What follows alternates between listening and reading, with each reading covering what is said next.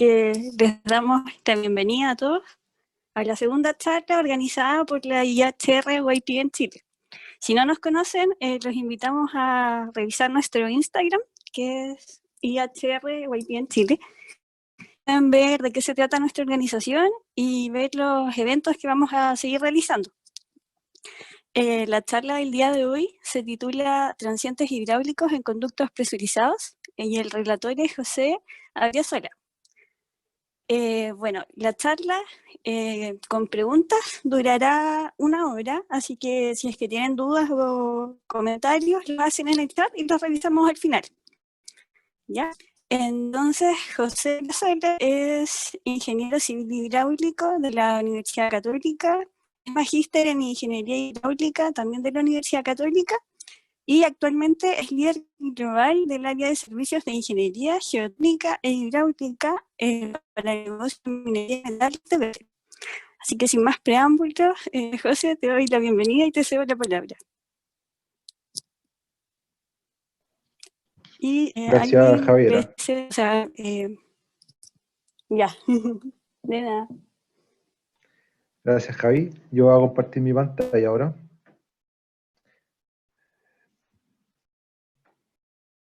Ya, avísenme, por favor, cuando se... Ups, me fui al final. Ahí sí. Se está viendo. ¿Se está viendo? Sí, ahí sí. Ok. Sí. Bueno, buenas tardes a todos. Muchas gracias por su participación en esta reunión a esta hora del día viernes. Notable el interés que hay por temas como este. Está muy bueno. Entonces vamos a hablar de esto, de los transientes hidráulicos. Y tengo la siguiente agenda para hoy, partiendo con un alcance de esta presentación, ¿cierto? Reconociendo que cada tema puede ser infinito, podría tomar muchos cursos, incluso entender bien todo lo que hay al respecto, pasando a describir ciertos conceptos importantes, y nos vamos a detener en un par de conceptos que son el SLAM de las válvulas check y el corte o separación de columna de fluido. Después vamos a hablar de las causas de los transientes hidráulicos, las consecuencias de los transientes, las medidas de mitigación que normalmente se usan, qué información es requerida para hacer estos análisis, los software. Todo esto, ¿cierto?, va a ser una pincelada. Vamos a hablar también de software, normas y códigos de diseño, base y criterios de diseño y algunas recomendaciones finales. Entonces vamos a hacer como una pincelada de aspectos principalmente prácticos. Cuando yo estaba preparando esta presentación pensé en una audiencia que va a ser bastante diversa en cuanto a experiencia. Puede haber gente que quizás primera vez escucha este tema y otros que han trabajado en el tema, que llevan años quizás trabajando en esto. Entonces, me enfoqué en una cosa un poco más general y más orientado a la práctica, y lo cual implica que no vamos a ver ecuaciones fundamentales, no nos vamos a meter en eso porque por un lado no es muy fuerte y en segundo lugar es bastante consumidor de tiempo. Entonces vamos a enfocarnos en cosas un poquito más prácticas. Y por supuesto, como ya les decía, reconociendo que cada tema puede ser súper grande, cada subtema puede ser un mundo incluso. Por ejemplo, las válvulas check. Ahí vamos a detenernos un poco, pero hay personas que se dedican a estudiar las válvulas check, que hacen estudios, simulaciones en CFD, etcétera, etcétera. O sea, cada subtema es un mundo. Entonces, por limitación de tiempo, vamos a hacer algo más general. Yo voy a compartir mi experiencia personal. Por supuesto, es una experiencia personal también, que tiene sesgos, virtudes y defectos. Entonces, si hay alguien en la audiencia que conoce el tema, quizás pueda discrepar perfectamente, no hay problema. Lo importante es saber que los gurús no existen, sino que somos personas que hemos recibido conocimiento que viene desde décadas, incluso quizás siglos, y que lo recibimos y lo entendemos de una manera más avanzada con los software y qué sé yo, y que todo el trabajo que hacemos es un trabajo en equipo. Entonces, al final, todas las opiniones van a ser bienvenidas. Esto es una charla desde mi visión personal de este tema. Pasemos entonces a los conceptos importantes. A todo esto, Javiera o Max, si alguien pregunta algo por el chat, me pueden detener y podemos ir contestando, si es que hay alguna pregunta. ¿Okay? Sí, como lo hemos hecho, perdona, José, sí, como lo hemos hecho hasta ahora es que las preguntas se van dejando en el chat y nosotros las recogemos y las vemos después al final de la presentación para hacerlo más fluido. Así que eso. Ok. Había faltado agregar. Muchas gracias, José. Ok, conceptos. Primero que nada, el gradiente hidráulico, o también llamado línea piezométrica, o HGL en inglés, que es el Hydraulic Grade Line, se refiere a la variación de la suma de la cota más la presión en la dirección del flujo. ¿Ya? Ese es nuestro gradiente hidráulico. En el estado estacionario nos vamos a referir al flujo permanente, cuando hay cierto equilibrio dinámico, cuando no hay variación ni de caudal ni de presión en el tiempo, en cualquier punto del sistema. O sea que el HGL no cambia en el tiempo.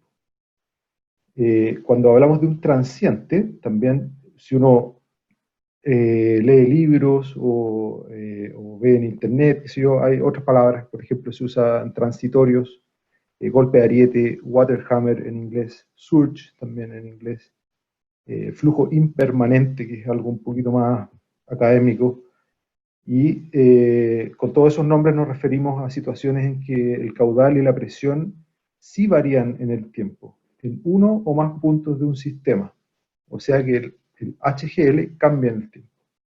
¿Ya? Eso es súper clave para todo el resto de la presentación, entender qué es el transiente, cuando el HGL cambia en el tiempo. Cuando hablamos de tiempo, en general estamos hablando de una escala de tiempo que va desde fracciones de segundos hasta quizás algunos minutos en sistemas que son muy largos, de decenas de kilómetros, pueden llegar a ser de varios minutos. Pero en general en sistemas cortos, digamos de menos de 10 kilómetros, van a ser segundos o quizás 2, 3 minutos. ¿No? Son tiempos muy cortos. Entonces, cuando vemos variaciones de caudal o presión en un día o en una semana, no estamos hablando de eso, ¿ya? Estamos hablando de cosas muy cortas. Siguiendo con los conceptos, un concepto importante es la velocidad de onda, denominada como A en la literatura, en varios libros. Y esta velocidad de onda es la velocidad a la cual una onda de presión, que es un cambio que se produce en algún punto de un sistema, se propaga a lo largo del sistema a esta velocidad. Y va a depender de las características de la cañería, donde está, del ducto presurizado donde está moviéndose, de su diámetro, del espesor de pared, del material mismo con que está formado la cañería, que puede ser, por ejemplo, acero, HDPE, FRP, etcétera, cualquier material. Del fluido mismo también depende si es un fluido compresible o incompresible, si es monofásico, bifásico, etcétera. Y también depende, voy a usar acá el pointer, depende de este coeficiente que es un coeficiente de restricción o de apoyo, por decirlo así, si estuviéramos hablando de estructura, que depende a su vez del módulo de Poisson. Entonces, si está totalmente restringido o si está empotrado en uno de los extremos, etc. Entonces, no vamos a entrar en detalles en esto, pero este es un parámetro muy importante. Otro concepto típico que se usa en el golpe de ariete o en los transientes es la sobrepresión de Joukowsky, que es decir, ¿qué pasa si yo tengo un sistema en que mi velocidad en estado estacionario es v y yo lo someto a una variación de velocidad, delta v? a través de, por ejemplo, a través de un cierre parcial de una válvula, genera un delta V, o un cierre total de la válvula. ¿Qué pasa? Entonces, si yo multiplico ese delta velocidad por la velocidad de onda y lo divido por G, me queda una altura que se llama la sobrepresión de Joukowski, que es básicamente transformar la energía cinética en altura de presión, ¿ya? Y eso se usa como una aproximación muy conservadora, cuando uno no, por ejemplo, no va a hacer una corrida de un software que es mucho más fino. Si uno no tiene nada a lo cual recurrir, puede usar la sobrepresión de Joukowski, sabiendo que en la gran mayoría de los casos eso va a ser una aproximación muy conservadora. Entonces, cuando uno usa esto, dice, ¿qué pasa si mi delta V es la velocidad completa? O sea, si hay un cierre, es como simular un cierre instantáneo de una válvula, y transformar toda esa energía cinética en energía de presión, ¿ya? Otro concepto súper importante que vamos a hablar con un poco más de detalle en las siguientes diapositivas es el corte o separación de columnas de fluido, para lo cual yo les recomiendo mirar este video, que no lo vamos a ver ahora en la presentación, pero es un video que dura un par de minutos. Sí me interesa que los que quieran verlo lo vean y escuchen el ruido, ¿ya? Porque eso es lo principal del video. Es un video en el cual uno puede ver cómo un cierre de válvula bastante brusco genera un corte de columna de fluido, y uno lo puede ver porque el video muestra una tubería que es de acrílico, ¿cierto?, que es transparente. Entonces uno ve cómo se corta la columna de fluido y después cómo vuelve y pega un golpe.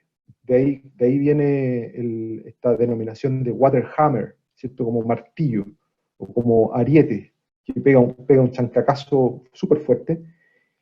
Entonces vamos a hablar un poquito más de esto. Y básicamente esta separación del fluido es cuando la presión baja mucho y el agua se vaporiza, ¿cierto? Entonces se forman cavidades de vapor, y los que no están habituados a este concepto tienen que tener cuidado de no confundirlo con burbujas de aire. No tiene nada que ver. Estos son cavidades de vapor por una baja de presión, y cuando esas cavidades de vapor se encuentran nuevamente bajo una situación de mayor presión, implotan y generan fuerzas tremendas. Entonces ese es el water hammer finalmente. Entonces este video se lo está compartiendo por el chat a todos para que después le echen un vistazo. Otro concepto súper importante es lo que se llama el slam de una válvula check. Una válvula check es una válvula antirretorno que se usa típicamente en muchos sistemas de bombeo para proteger a la bomba misma, porque si uno no pone una válvula check lo puede someter a flujos reversos grandes, y si ocurre eso puede dañar el sistema eléctrico, puede ser todo un tema. O sea, no cualquier sistema puede aceptar flujo reverso. Por lo tanto, la gran mayoría tiene válvulas check. Y el problema de esto es que cuando una bomba está operando y se corta la energía, lo que ocurre es que todo el fluido que se está impulsando, de un minuto a otro, tiende a detenerse y a querer irse hacia atrás. Y esta válvula check se cierra, y si uno no pone una válvula check adecuada, es como cerrar un portazo a toda velocidad, y eso genera ondas también, genera transientes adicionales si no se toman las precauciones necesarias. Vamos a ver este tema también un poco más. El corte o separación de columna y el slam lo vamos a ver en las siguientes diapositivas, que me parece que son temas súper importantes. Otro concepto son las presiones transientes máximas admisibles, que eso tiene que ver con los códigos de diseño que se están usando, con las tuberías que se están considerando, con los materiales que están hechos, el espesor de pared, etc. Entonces, esos serían como nuestro límite máximo. Hasta ahí podemos llegar con nuestras presiones, y no podemos traspasarlas por ningún motivo, ¿vale? Porque ahí entraríamos en una zona de riesgo de rotura, por ejemplo. Y el último concepto a mencionar son las fuerzas o cargas transientes. Hasta el momento hemos hablado de presión, pero cuando uno tiene variaciones de presión grandes, especialmente en sistemas que están construidos sobre el nivel del suelo, o sea, que no están enterrados, todos los cambios, por ejemplo, cambios de dirección, qué sé yo, están sujetos a que los cambios bruscos de presión se transformen en fuerzas, y esas fuerzas generan finalmente movimientos, y eso afecte a la soportación que requieren todos estos sistemas, ¿ya? Entonces, las fuerzas o cargas transientes son también un gran tema, que por razones de tiempo no lo vamos a tocar ahora, pero sí es un resultado que uno típicamente le entrega a un software de análisis de estrés, que se llama, de los sistemas, para ver cómo se van a soportar y cómo evitar que estas cosas se empiecen a mover mucho cuando vengan los transientes. Ahora, a nivel de esquema, acá solamente para apoyar los conceptos que dijimos anteriormente, acá vemos un sistema donde hay un estanque o una sentina, una bomba que está tomando agua de ahí, eleva la presión a través de su mecanismo, ¿cierto?, de bombeo, y este es el HGL o gradiente hidráulico que dijimos antes, en estado estacionario. Entonces es una línea bien continua. La pendiente tiene que ver con la fricción del sistema, con el caudal que se está pasando por ahí. Y acá vemos estas líneas de máxima, acá dice máxima carga permisible, o lo mismo podríamos decir, estas son las máximas presiones admisibles desde el perfil hasta esta línea. Hasta ahí podemos llegar. No podemos permitir que esta línea de este gradiente supere esto en ningún minuto. Ni el estacionario, ni el estado estacionario, ni los transientes, ¿ya? Y eso va a depender del código de diseño que estemos usando. Entonces, la siguiente, mostramos también un apoyo a los conceptos. Vemos las mismas líneas que vimos antes, pero unas líneas nuevas acá. Y esto, por ejemplo, está mostrando cómo está el gradiente hidráulico 7 segundos después de una falla de energía. Entonces, acá, en un tiempo cero, falló la energía y abruptamente esta bomba dejó de bombear, ¿cierto? Porque ya no tiene cómo, y el gradiente empieza a caer. Entonces, este gradiente está cambiando segundo a segundo o milésima de segundo a milésima de segundo. Entonces ya no es una situación de estado estacionario, sino que está en una situación transiente. Entonces está en 7 segundos ahí. Si ustedes se fijan en la escala de tiempo, esto está acá como en 8,5 segundos, o sea que la velocidad de onda es del orden, perdón, 8,5 kilómetros, ahí 8,5 kilómetros. Entonces la velocidad de onda es del orden de 1100, 1200 metros por segundo. ¿Ya? Podríamos decir algo de ese orden de magnitud para llegar acá. Y eso es típicamente una velocidad de onda de una tubería de acero. Se mueven entre 1000 y 1400, dependiendo del diámetro, el espesor, etcétera, todas las variables que dijimos antes. Entonces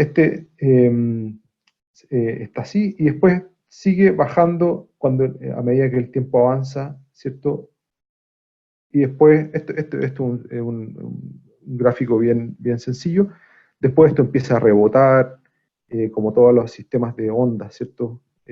Rebota para arriba y para abajo bastantes veces. Entonces acá vemos que el gradiente baja bastante bien, que el perfil no tiene mucha interferencia, por lo menos hasta esta línea que estamos viendo ahí. Pero, ¿qué pasa? Sí, y acá yo voy a dibujar una cosa. ¿Qué pasa si el terreno fuera diferente? Si fuera así, tuviera una cosa así, ¿cierto? Y siguiera de esa manera. Ahí lo que pasa y lo hice así exageradamente para mostrar el punto. Lo que pasa es que viene este cambio de HG, de gradiente hidráulico, y acá hay un minuto en que corta la línea del perfil.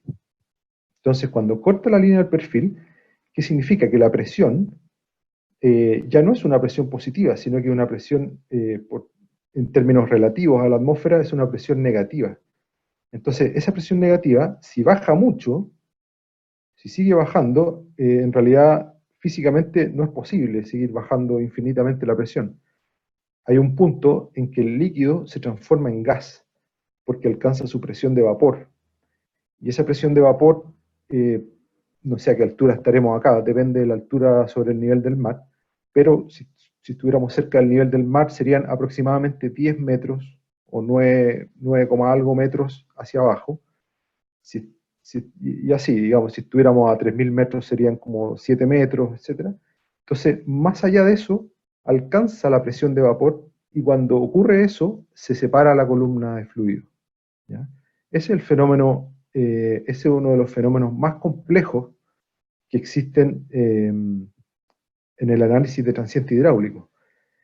Entonces, vamos a mirar un poco más este fenómeno en las siguientes diapositivas.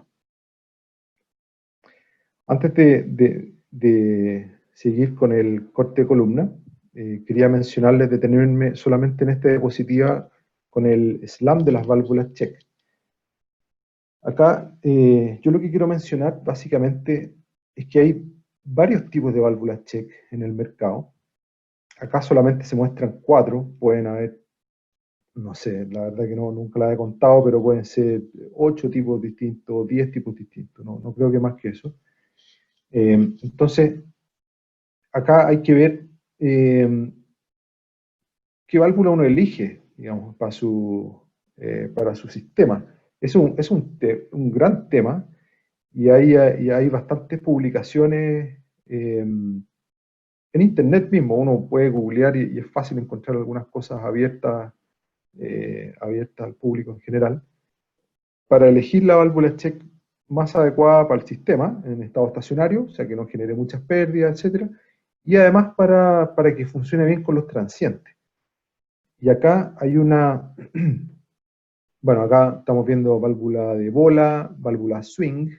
Estas dos son como las más básicas, típicamente, swing y bola. Después está silent check, que tiene, ¿cierto? Ya se complejiza, tiene un mecanismo con un resorte ahí, y otra que se llama resilient hinge check valve. Esta yo no la conozco en particular, pero hay otra que se llama el tilted disc, que es esta. En fin, la cosa es que cuando ustedes se enfrentan a elegir una válvula check y decir cómo se comporta mi válvula check durante un fenómeno transiente para que no produzca SLAM, tiene a la mano este gráfico que lo desarrolló un señor de apellido Balloon. Lo voy a escribir en el chat para que ustedes lo puedan googlear al que le interese. Déjenme un segundo. El chat, el apellido Balloon es de una empresa que se llama Valmatic. Si ustedes lo googlean, él es uno de las personas que ha hecho buenos avances en este tema. Y acá entonces muestra voy a poner el puntero nuevamente, muestra para distintos tipos de válvulas check, ¿ya? De bola, swing, esta resilient hinge, esta es tilted disc, esta es dual disc, y esa no me acuerdo, esa es la silent check. Entonces uno tiene dos ejes acá, la deceleración o desaceleración del flujo y la velocidad reversa.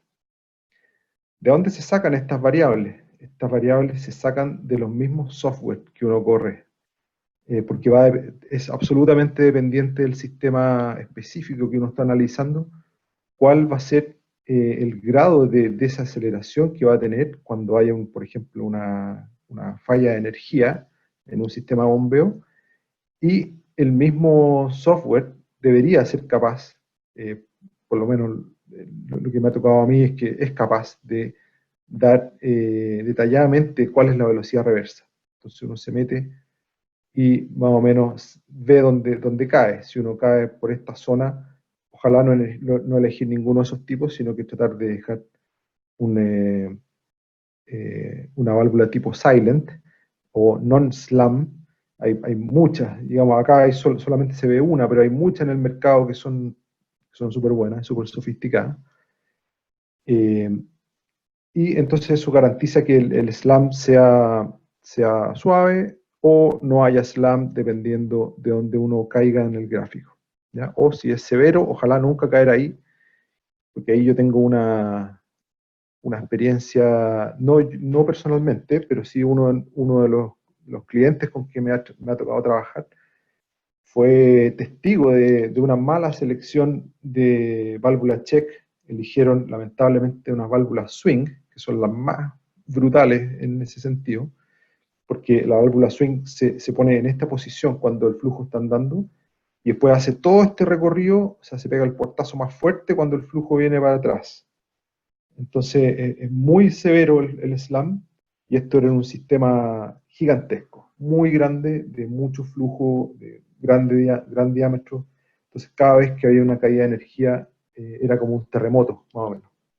Eso es lo que le escuché a él de primera fuente. Entonces, ojo con la selección de la válvula check. Ahora, volviendo al tema del corte o separación de columna de fluido, acá quiero remarcar que esto no es aire, ¿cierto? Sino que es vapor. Y el vapor en un fluido, acá en particular estoy mostrando el diagrama de fase del agua, el vapor de agua puede formarse no solamente con 100 grados, porque 100 grados corresponde a una atmósfera de presión. Entonces, dentro de una tubería, de un conducto que sufre una caída de presión, como lo que veíamos anteriormente, que va a depender mucho del perfil longitudinal de nuestro sistema, si sufre una caída de presión, aunque sea transiente, ¿cierto? Unos pocos segundos, puede caer fácilmente a este punto, a un punto por acá, ¿cierto? Con muy baja presión y quizás temperaturas de 10, 15, 20 grados, que son temperaturas súper normales. Entonces ahí es cuando se producen estas cavidades de vapor, y después, como el gradiente hidráulico se sigue moviendo en el tiempo, hay un minuto en que vuelve la presión positiva acá, vuelve a ser líquido, y esa implosión de estas cavidades de vapor genera fuerzas muy, muy grandes, y que dejan la escoba en los sistemas de piping.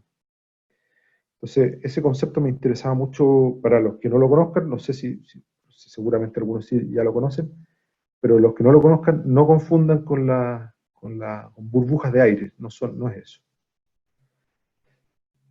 Acá, como ejemplo, estoy mostrando acá, este es un sistema bombeado, ¿cierto? Acá hay una bomba, este es el perfil del terreno, que tiene estos puntos altos, y llega acá.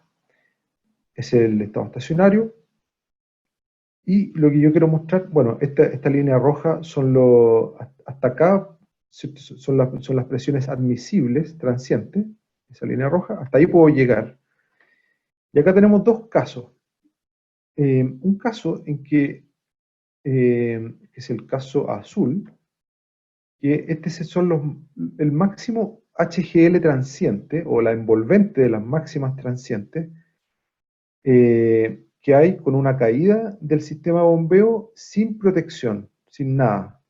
Entonces, cuando ocurre eso, cuando vimos antes, vieron que el gradiente hidráulico iba cayendo así.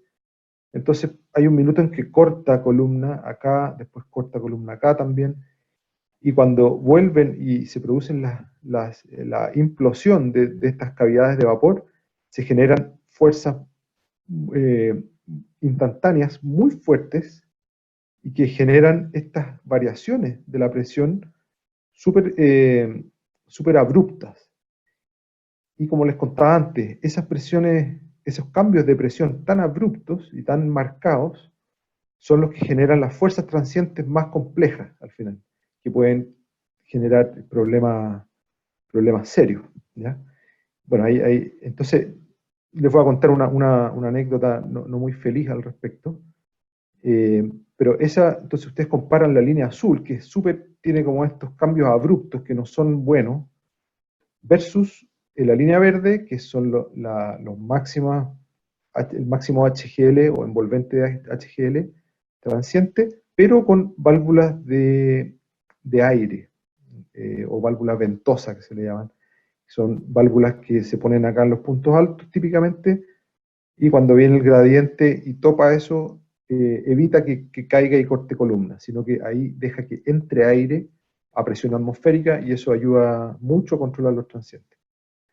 Entonces en este caso ayudó bastante, la línea verde se ve bastante suave, ¿cierto?, en su contorno, y más bajo que las presiones de la línea azul, que es abrupta y más alta, ¿ya?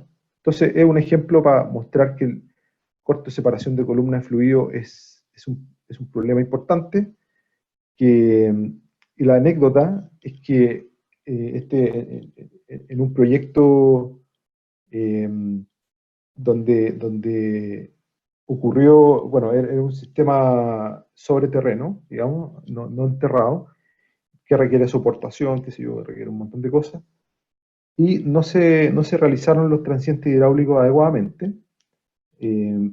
Lo voy a repetir hacia el final porque era un sistema existente que se amplió, entonces solamente se analizó la parte nueva, y eso es un error conceptual grande. Se construyó, y después, cuando ocurrió algún transiente, hubo corte columna, y después estas presiones transientes generaron fuerzas, y esas fuerzas movieron las tuberías grandes, muy grandes, y lamentablemente había una persona ahí metida haciendo algún arreglo y le cortó la pierna, así de simple.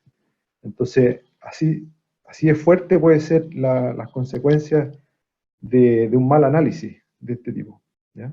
Después vamos a volver a eso hacia el final de la presentación. Vamos ahora, después de haber visto los conceptos que me interesaba profundizar un poco más, veamos las causas típicas de los transientes hidráulicos. Bueno, ahí están nombrados, los pueden ver. Son las partidas y paradas programadas de equipos de bombeo. Va a depender si son equipos de bombeo con variadores de frecuencia o partidores suaves, que uno puede hacer partidas y paradas muy graduales, ¿cierto? Muy bien. En general, los transientes no son un problema cuando se tienen estos dispositivos.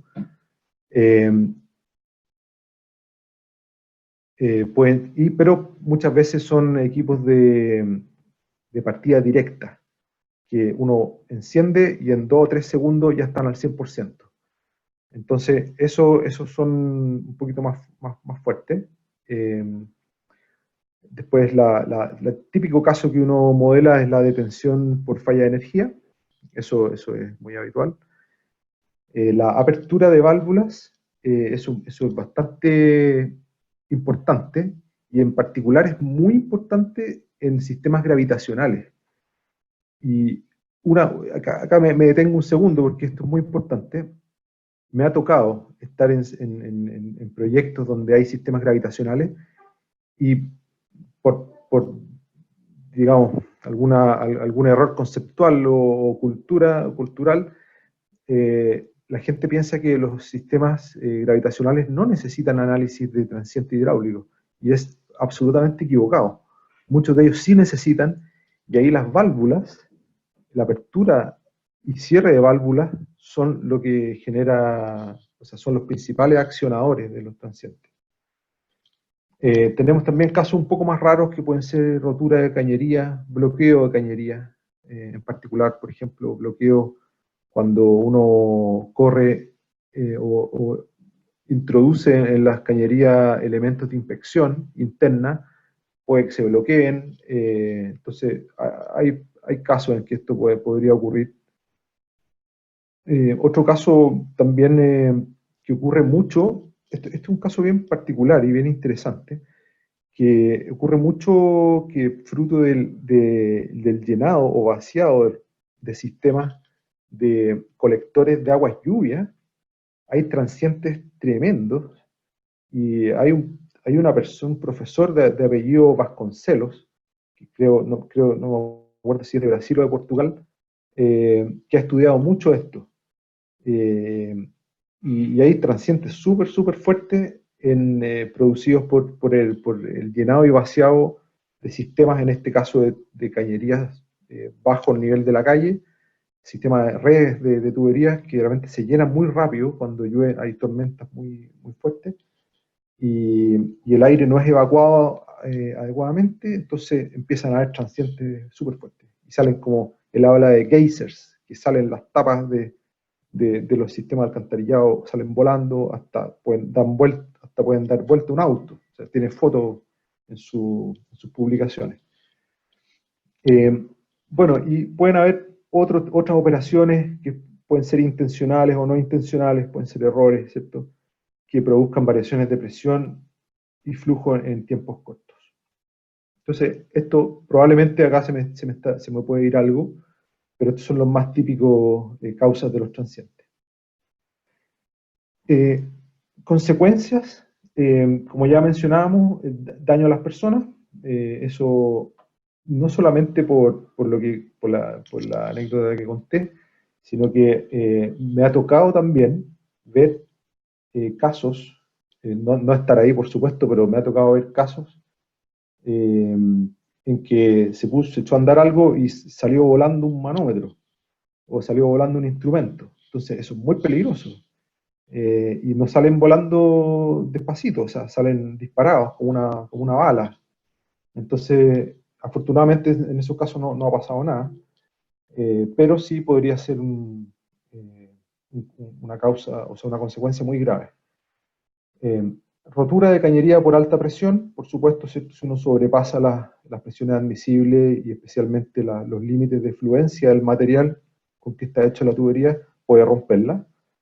Bueno, ahí ya lo mencioné: expelido, proyección violenta de instrumentos o equipos, rotura de cañería por baja presión. Esto es una cosa que se le llama coloquialmente el colapso por vacío, que es cuando hay corte de columna, y la tubería no tenía la resistencia adecuada para soportar condiciones de vacío o condiciones de presión de vapor, y se chupan, digamos, es como que colapsan hacia adentro, ¿ya? Hay muchos casos, uno puede googlear y hay fotos, no sé si hay videos, pero sí fotos de tuberías totalmente colapsadas. A veces esto puede pasar no con la tubería, sino que con un liner interior. A veces, por ejemplo, una tubería de acero se le pone un liner de HDPE para ciertos tipos de fluidos. Si el liner no es adecuado, también puede colapsar y dejar la escoba, y quizás la tubería de acero queda súper bien, pero el liner no. Entonces hay que fijarse en todas esas cosas. También ocurren daños internos en equipos e instrumentos, como filtros, manómetros, flujómetros, válvulas. Todos estos elementos tienen mecanismos internos que, si uno los somete a presiones mayores a las cuales están diseñados, quizás no sale volando el instrumento, pero por dentro ya no va a servir, se va a romper, se va a deformar, entonces dejan de funcionar bien. ¿Qué otras consecuencias? Activación innecesaria de equipos para la mitigación de presiones transientes. Sí, eso puede pasar. A veces uno, cuando sugiere use esto y lo ponen, y si no, dar una buena recomendación de, por ejemplo, presiones de seteo. Uno dice no sé, una válvula de alivio, yo quiero que abra a esta presión. Si se equivoca, quizás va a estar abriendo y cerrando todo el tiempo en forma innecesaria, y eso es algo que ha pasado en la historia, y me recuerdo haber tenido feedback de clientes respecto a eso. Y también, por último, vibraciones violentas en equipos y sistemas en general, con posible daño en la soportación, etc. ¿Ya? Como el caso que les contaba de la válvula check, de este cliente que me contaba, que en realidad eso Eso finalmente se cambió. Tuvieron que cambiarle las válvulas, si no iban a destruir todo el sistema. Hablemos un poco entonces de medidas de mitigación típicas. Tenemos la medida más directa y más bruta es darle más espesor a la cañería y ponerle soportación bien robusta, de modo que las presiones admisibles sean altas y si hay fuerza transiente no se mueva. O sea, agarrar nomás fuerte y aguantar.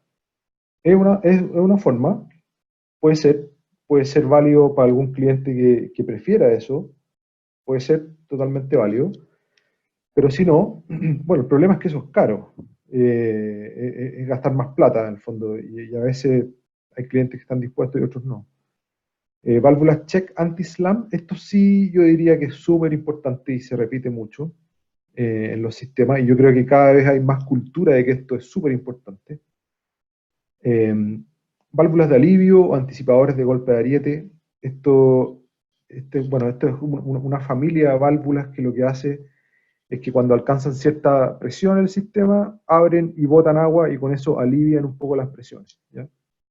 Discos de ruptura, esto es lo mismo que la válvula de alivio, pero la diferencia es que la válvula abre y cierra. El disco se rompe y no vuelve a cerrar porque se rompió. Y esto bota, y después lo que hay que hacer es poner otro disco de reemplazo. Y eso se hace en forma manual, es una operación de mantenimiento. Válvulas de venteo, como mencionamos anteriormente, que se usan en puntos claves para permitir la entrada de aire a presión atmosférica y evitar que la presión dentro de la tubería baje hasta alcanzar la presión de vapor.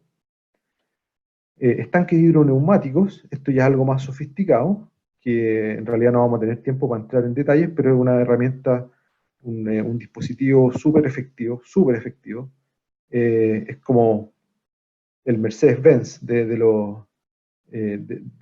las medidas de mitigación. Otra cosa antigua, pero siempre vigente, son los volantes de inercia en equipos electromecánicos. Y aquí quiero destacar que en los sistemas de bombeo, en los sistemas de turbinas, en las centrales de generación, se toma mucho en cuenta este efecto, o sea, el momento de inercia de los equipos electromecánicos son una variable fundamental y que tiene mucho impacto en los resultados de las presiones transientes. En general, a mayor inercia, menos graves son los resultados y menor inercia son un poquito más volátiles, o sea, cuando hay corte de columna en particular. Entonces, volantes de inercia es una opción. Variadores de frecuencia, ya lo mencionamos anteriormente, permiten rampas suaves de partida y parada de los equipos. Bueno, todo lo que dijimos antes son medidas estructurales, por decirlo así, y hay medidas no estructurales, que son, por ejemplo, condiciones requeridas en el sistema de instrumentación y control, que se llaman los interlocks. Por ejemplo, decirle, oiga, no parta la bomba si la válvula está cerrada, porque se le va a ir la presión a las nubes. Y eso uno o sea, no uno, pero los proyectos en general los programan, y entonces uno va y le pone on a la bomba, y le dice, no, porque está cerrada la válvula, entonces no la prendo hasta que la abra. Ok, abro la válvula y luego me deja partir. Entonces ese tipo de interlocks son súper importantes, y típicamente un análisis de transientes hidráulicos detallado entrega este tipo de recomendaciones también, ¿ya? Y junto con procedimientos operacionales, como por ejemplo, solo un ejemplo, hay muchos ejemplos, un tiempo mínimo que separa el encendido de bombas en paralelo. Uno tiene 5 bombas en paralelo para un sistema, uno le dice parta en T0 y espere por lo menos 1 minuto. Y al minuto parta la segunda y todo, porque si empieza a partirlo todo al mismo tiempo, es mucho peor, ¿ya? Entonces, eso es muy probable que se me esté yendo alguna cosa acá, porque hay muchas ideas y buenas cosas en el mercado, pero estas son las principales que quería compartir.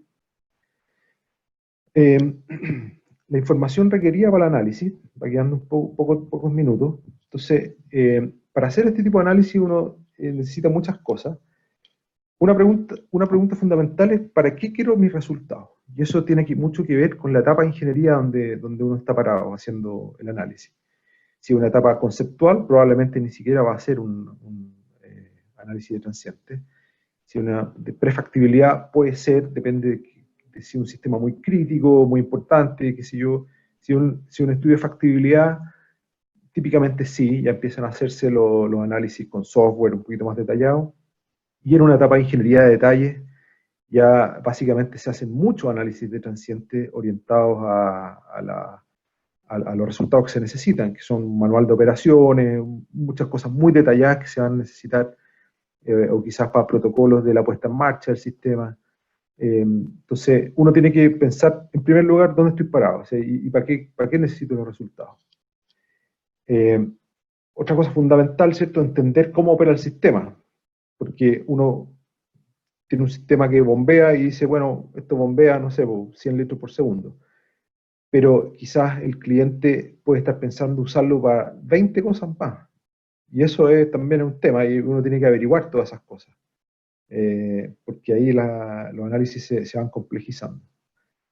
Se necesitan documentos del proyecto, típicamente los diagramas de flujo, ¿cierto?, para entender cuál es el rango de flujo que va a manejar, los diagramas de instrumentación y de piping, para ver cuáles son las clases de las tuberías, los instrumentos que se están considerando, el tipo de válvulas que se están considerando, en fin, la especificación de las tuberías, la especificación de los flanges, de las uniones, las hojas de datos de los equipos, de las válvulas, en fin, todas esas cosas. Las características del fluido y del sitio, si estamos a gran altura o a nivel del mar, eso va a tener un impacto. Si estamos hablando de agua, si estamos hablando de soda cáustica o de un relave especial. A mí me ha tocado ver varias cosas distintas, fluidos muy raros que se transportan a 80 grados Celsius, que son de pH muy bajo, entonces uno no puede permitir por ningún motivo que esto derrame. Entonces, por ejemplo, está prohibido, me recuerdo un caso particular, prohibido usar válvulas de venteo, porque si se llega a salir un poco de ese fluido es un tema medioambiental y para seguridad de las personas, etc. Rango de flujo, eso viene de los diagramas de flujo, pero muchas veces hay que pensar en el futuro. ¿Qué pasa? Este es un sistema que es una fase 1, quizás la fase 2 tiene más flujo y no lo estoy considerando. Entonces, pensar en eso. Ya hablamos de la especificación, ¿cierto? La cañería, material, diámetro, etcétera. Bajo qué códigos están siendo diseñados. La clase ASME de los equipos, de las bombas, etcétera. De las válvulas, de los filtros, qué sé yo. El perfil longitudinal de la conducción. Tenemos sistemas que son sobre terreno o above ground versus los que son underground. Típicamente underground son un poquito más fácil porque están restringidos por todos lados, ¿cierto? Están enterrados, pero acá ya es más complicado porque necesitan soportación. Características de las bombas y sus motores, por supuesto, si hay un sistema de bombeo, esto es súper importante, y características de las válvulas. Rápidamente, software, bueno, ahí puse varios que yo conozco, por lo menos los 4 primeros, yo sé o he escuchado de colegas que son súper buenos, los otros no los conozco, los saqué de internet. Bueno, el Synergy Pipeline Simulator también lo hemos usado para varias cosas. Códigos propios, Bechtel, entre otras empresas, tiene un código propio. Y en fin, ¿qué es lo importante del software? Que uno tiene que saber contestarse. ¿Qué es lo que sabe? ¿Qué es lo que es capaz de hacer el software? ¿Y qué limitaciones tiene? Y si están validados. Porque si uno agarra cualquier software y hace un análisis y lo presenta a un cliente, y le sale un cliente que conoce el tema o que le gusta preguntar y qué sé yo, y no tiene respuesta, va a quedar muy mal. ¿Ya? Eso es súper importante. Entonces hay que tener claro que la herramienta que uno está usando representa fielmente lo que uno quiere hacer. Y eso puede sonar súper trivial, pero no es trivial. Acá también lo voy a pasar muy rápido porque queda un par de minutos. Las normas y códigos de diseño, ya mencionamos que hay distintas normas. Acá lo más importante es saber dónde estoy haciendo mi proyecto, cuál es la cultura local, en qué país estoy y qué códigos se usan, ¿cierto? No en todos los países se usan los mismos códigos. Por decir una cosa, en Estados Unidos se usa AWWA para sistemas de transporte de agua para consumo humano.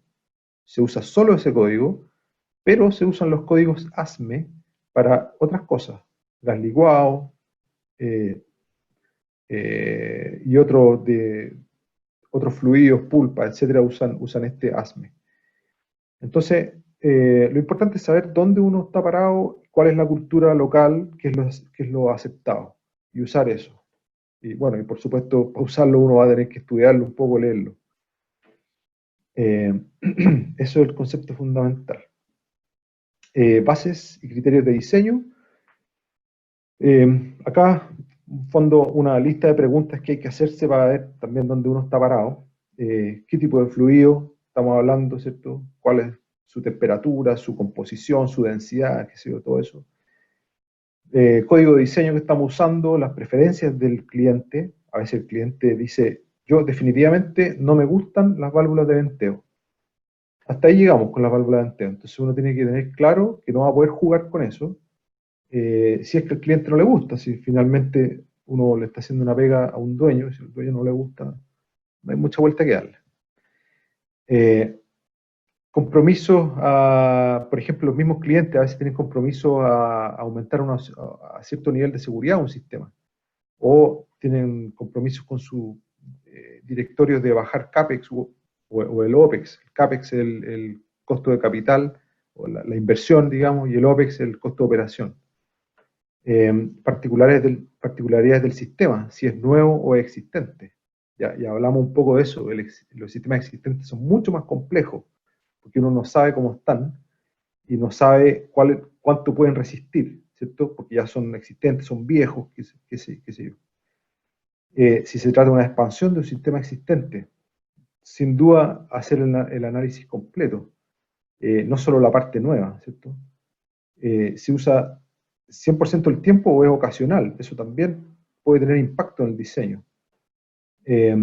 Y compromisos que el cliente ha tomado con terceras partes que impacten el diseño. No sé, todas esas son preguntas que uno tiene que hacerse antes de poner mano a la obra. Y acá en la última diapositiva, algunas recomendaciones prácticas. Una es tener súper claras las bases y criterios de diseño antes de empezar a hacer nada, si no puede dar pasos en falso. Usar un software con soporte técnico robusto y transparente, o sea, que uno pueda dar pruebas de que lo que está haciendo es bueno.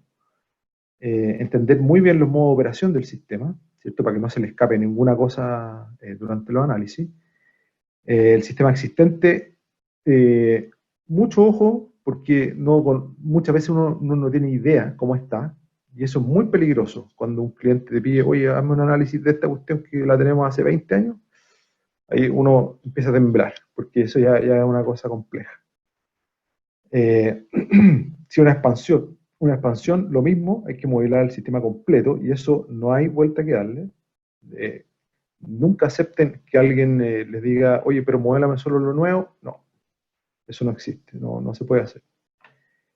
No abusar con las medidas de mitigación en general. No sé, pues si uno dice, oye, lo voy a poner, no sé, 40 venteos a esta cuestión, y en realidad después llega el cliente y le dice, oye, pero ¿funcionará con 20? Chute, quizás sí funciona con 20.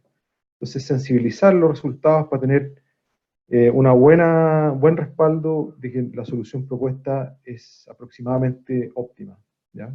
Eso es súper importante. Me ha pasado 3 o 4 veces estar en situaciones así y en realidad el cliente tenía razón. Tenía que optimizar mi solución. Y listar los casos a simular, ¿cierto? Hacerse una lista, que a veces puede llegar a ser una lista bien larga. Simular, describir claramente qué se está tratando de simular y qué parámetros estamos variando, cuánto, cómo, etc. Para que sea súper transparente. Y con eso termino. quiero ver si, bueno, estamos en la hora, pero si hay alguna pregunta o comentario, quizás podemos usar un par de minutos. Lo dejo a discreción de Javiera, Max, Marcelo, Francisca. Sí. Gracias, José. Vamos a partir al tiro con las preguntas. Javiera, ¿tú quieres agregar algo? Bueno, sigamos con las preguntas para tratar de responderles a la mayor cantidad de personas. Ya, perfecto. Uh-huh. Ya, vamos con la primera pregunta entonces, José, de Pablo Torres. Pregunta si la celeridad depende de un cambio, o sea, si es que la celeridad depende de un cambio de presión, entonces en régimen, entre comillas, normal, me imagino que es como régimen permanente, de caudal, no existe o solo se produce en el hecho de un golpe de ariete o delta de velocidad.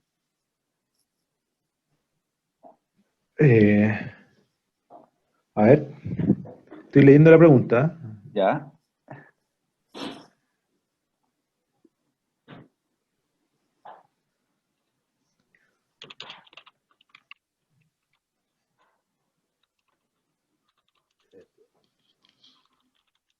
Ya, mira, la verdad que no entiendo bien la pregunta. Si la celeridad depende de un cambio de presión. Chuta, la verdad que no entiendo bien la pregunta. Mira, le pido a la persona si puede tratar de reescribirla y por mientras sigamos con alguna otra. Vale. Entonces aquí también Diego preguntó que cuando hablas de la presión o sea, de la aproximación de Joukowski, que es conservadora en la mayoría de los casos, ¿bajo qué condiciones generales esta sobrepresión no es conservadora? Y si vale la pena, si es que no hay, o sea, hay muy pocos casos en donde esta sobrepresión no es conservadora, si vale la pena realizar análisis transientes. En general, cuando uno sospecha que pueden haber cortes de columna de fluido, podría el Joukowski quedarse corto, porque los pics de presión producto de la implosión de las cavidades de vapor puede superar la presión de Joukowski. Ese sería como el único caso que yo pienso que vale la pena, o más que vale la pena, ya se hace un poco obligatorio hacerlo. Perfecto. Pablo, igual dejo otra pregunta igual acá, que dice, bueno, comenta primero que en general se estudia lo que pasa en la descarga de las bombas, pero en la aspiración, a la falta de energía, pregunta si también sucede un golpe de ariete o no, o si no se estudia porque en Sí, general las presiones sí. son muchísimo menores. Mira, podría pasar. Podría pasar. En general, sí, es verdad, las presiones son menores. No me ha tocado analizar un caso de succión. Ahí el caso, o sea, lo que pasa ahí es que puede haber cavitación, pero no por transiente hidráulico, sino que por caída de presión, ¿no? No, en general, mira, puede ser, depende del caso. No me ha tocado, personalmente no me ha tocado, pero no veo por qué no podría hacerse dado un caso especial. Perfecto. Aquí también Gustavo Rey hace una pregunta del gráfico de Balloon Balmatic. ¿Siempre hay severe slam para velocidades reversas mayores a 1 pie por segundo?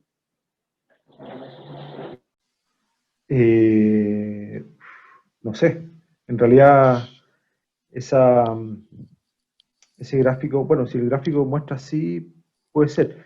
Lo que uno hace, si es que esto es un tema, o sea, si es un tema en el sistema, uno puede hacer una representación, bueno, ahí va a depender del software, si tiene la capacidad o no de modelar una válvula check con, ¿cómo se llama? Con características dinámicas.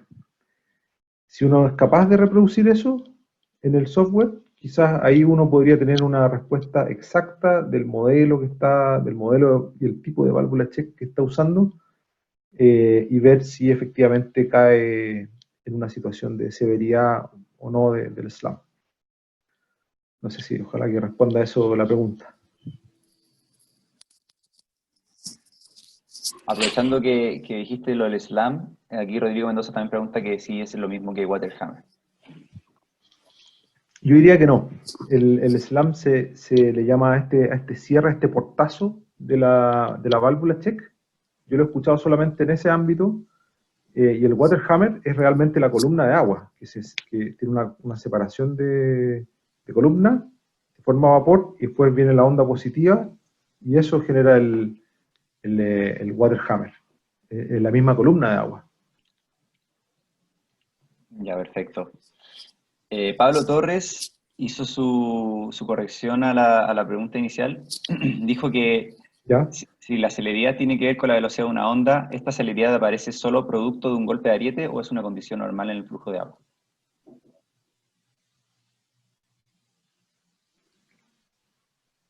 La celeridad tiene que ver con la velocidad de una onda. Claro, la celeridad es la velocidad de la onda, y aparece producto de un golpe de ariete o es una condición. O sea, es una característica de la tubería y del fluido. O sea, la fórmula misma te dice, ¿cierto?, cuáles son los parámetros que impactan en la definición de eso.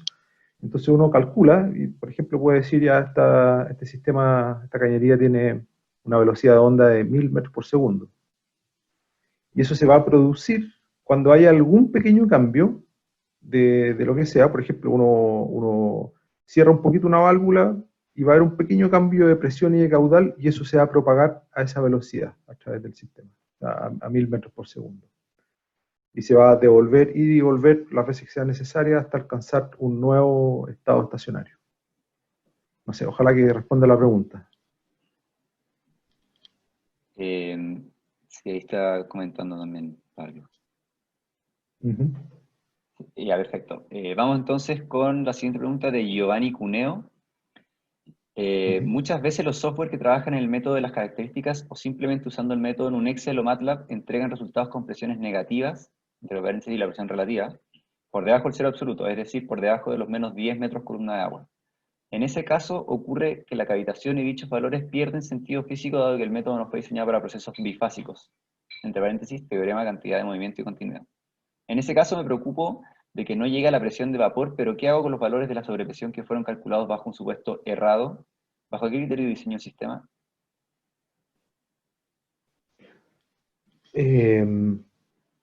Sí, claro. Entiendo que uno puede programar esto en cualquier parte, ¿cierto? En cualquier sistema.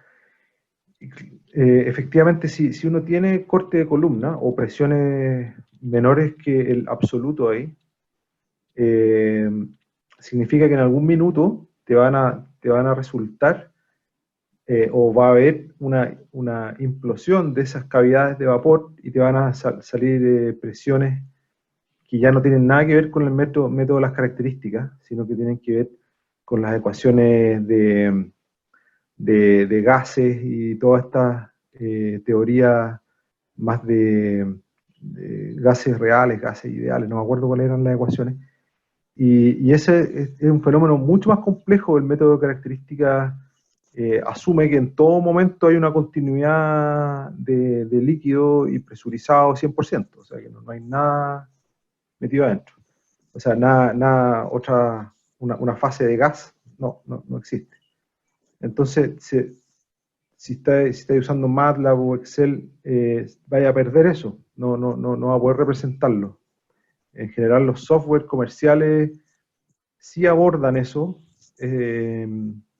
no todos, pero sí lo abordan, y es mejor fiarse de eso que de una planilla hecha por uno. Y esa sería mi opinión ahí. Bueno, vamos con la siguiente pregunta. Ah, no sé, ¿quería agregar algo más, José? No, que si uno prevé o puede verificar que va a haber corte de columna, no hay que usar planillas ni nada así. Te estáis perdiendo algo importante. Eso. Ya, perfecto. Bueno, vamos con una pregunta que hizo Diego Jerez, que me la mandó por interno a mí, así que te lo voy a leer. Respecto al ¿Ya? diseño de líneas en software, en general se realiza un evento transiente de cierre de válvula y blackout. ¿Qué otros escenarios también se pueden considerar para integrar a los máximos transientes en una línea?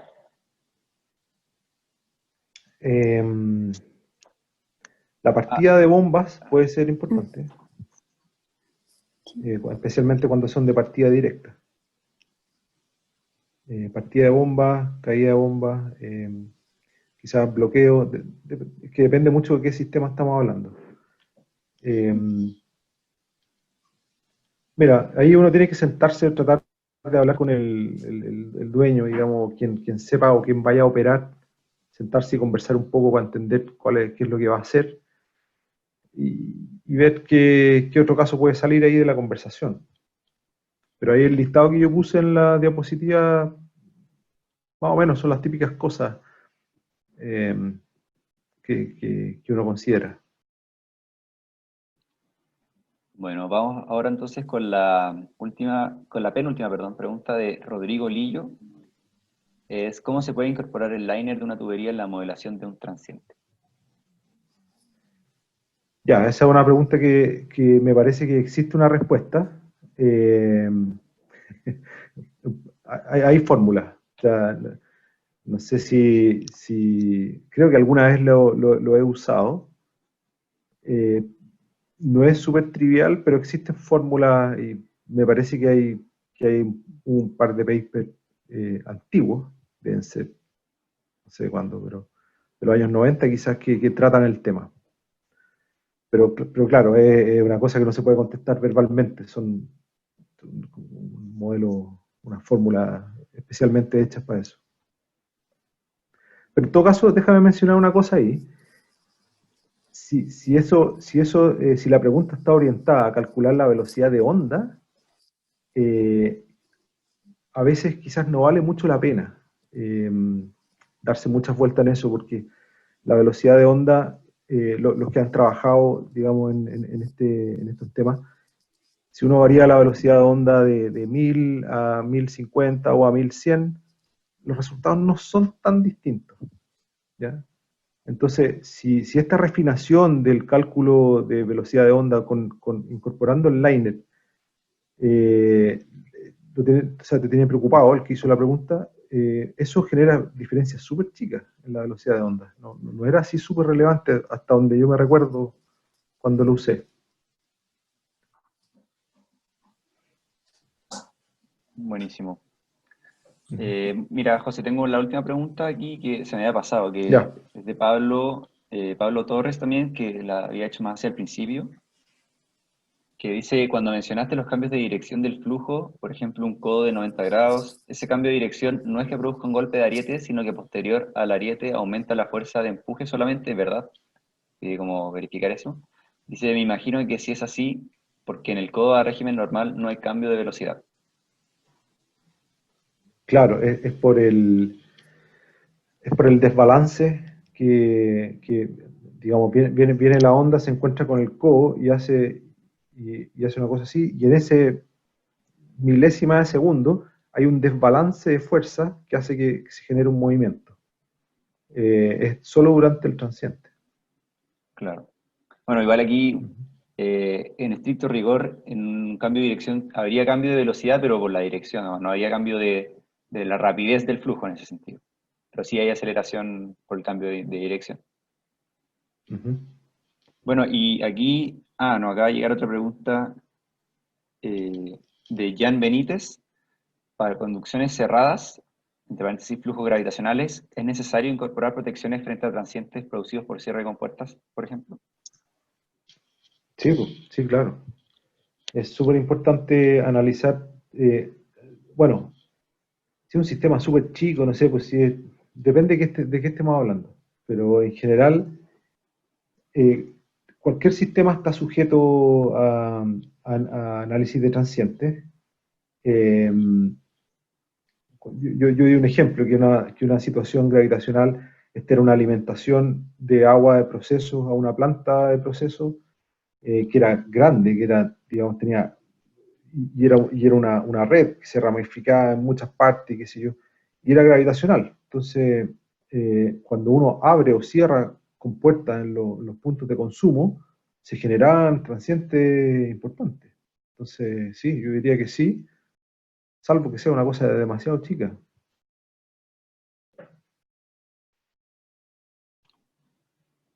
Bueno, y también creo que también la estás viendo tú, que nos llegó una pregunta de Rafael Undurraga. Si bien los sistemas se diseñan en función de la magnitud de transiente, ¿cómo se diseña la afectación de los sistemas por transientes de menor magnitud reiterados?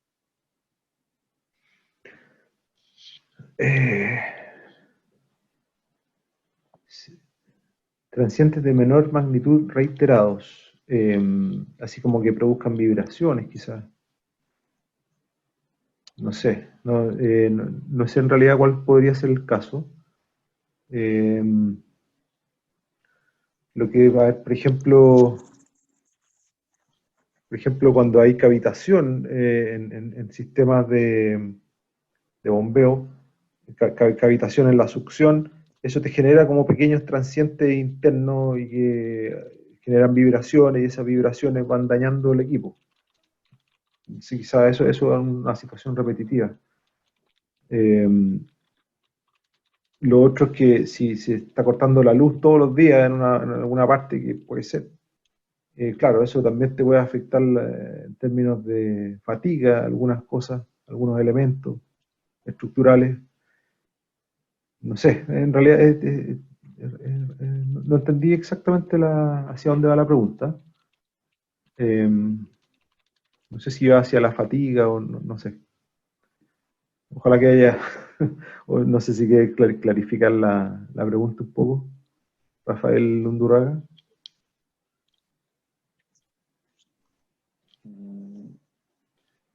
Bueno, mientras responde Rafael, anunciar igual que ya estamos listos con las preguntas, entonces, y en virtud del tiempo como para ir cerrando. Aquí le doy paso a Javiera. Sí, Ver, primero que todo, sí, José, da ¿quieres decir algo? un segundo, Javier, que ahí Rafael Undurraga dijo en términos de la vida útil de los componentes. Yo diría que sí, pues, o sea, me acuerdo de este cliente que le pasó esto de las válvulas, o sea, de las válvulas check, que producían un slam gigantesco. Efectivamente, si eso dejaba que siguiera ocurriendo, iba a destruir todo, o sea, hacía romper todo, digamos, la plataforma donde está la estación de bombeo, etcétera, etcétera. Y eso es porque, no sé, pues genera fatiga, movimientos que rompen los materiales, los pernos, qué sé yo. Entonces, claramente puede llegar a afectar la vida útil un caso extremo. Sí. Eso nomás, Javi. Ya, ok. Lo primero es darte las gracias a ti, José, por aceptar nuestra invitación para hacer la presentación y darle gracias a todos los interesados, o sea, a todos los asistentes. Y queremos decirles antes de que se vayan que se extendió el plazo para enviar abstracts para el primer congreso YPN. Es vía online, así que se pueden meter a la página de la IHR para tener más información. Es ihr.org. Y eso, los liberamos. Muchas gracias por todo. Gracias, Javi. Gracias, Max. Gracias, Francisca. Gracias, Marcelo. Y les gracias a todos recordamos que por nos escuchar. sigan en las redes sociales, en Facebook e Instagram.